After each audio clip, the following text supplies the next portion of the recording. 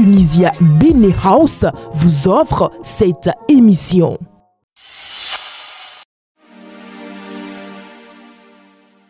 Vendredi 18 juillet 2025, amis internautes de Guérita TV Monde et lecteurs de Matin Libre, bonjour et bienvenue à la présentation de la une de votre journal. En sa manchette, le canard placa d'une note politique. Législative 2026, seuil de 20%, casse-tête pour des députés. Les élections législatives de 2026 au Bénin, prévues pour le 11 janvier, s'annoncent sous haute tension. Avec un seuil d'éligibilité de 20%, pour l'attribution des sièges, la dynamique politique se transforme, poussant les partis politiques à revoir leur stratégie. Calme apparent dans les différents partis, ça grouille. Nous restons toujours dans la même dynamique. Assemblée nationale, première session ordinaire de 2025. Les démocrates tirent un bilan mitigé. Le groupe parlementaire Les démocrates a organisé un point de presse au siège de leur parti ce jeudi 17 juillet. Dans une déclaration lue par la députée Edwige Tossa, les députés du groupe ont établi un bilan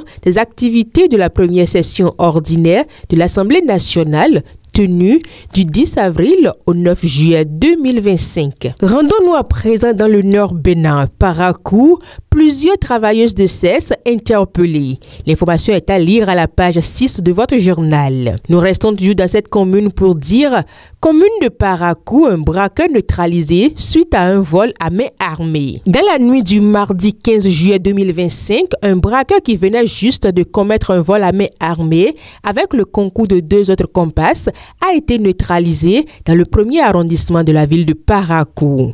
D'une information à une autre, demande croissante du jus d'ananas. Le Bénin peine à organiser la filière. Alors que la demande mondiale du jus d'ananas s'explose, portée par la flambée des prix de l'orange, le Bénin peine à structurer sa filière pour répondre aux attentes du marché. Faute d'organisation, les transformateurs locaux sont confrontés à une concurrence régionale féroce, tandis que les exportations de fruits non mûrs se multiplient. Une dynamique qui appelle à une meilleure régulation et à une réflexion stratégique sur l'avenir de l'ananas béninois.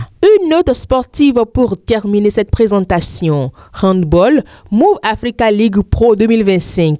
Place aux bonnes choses. La phase préliminaire de la Move Africa League Pro poursuit son rythme effréné et vient d'achever ce mercredi 17 juillet sa 5e journée de compétition. 5 jours de handball sans relâche, de duels disputés, de gestes techniques et d'intensité physique à couper le souffle. Le public fidèle au rendez-vous a une nouvelle fois vibré au rythme d'une édition déjà riche en émotions. Ainsi prend fin cette présentation. Merci de nous avoir suivis. Bon week-end à chacun et à tous.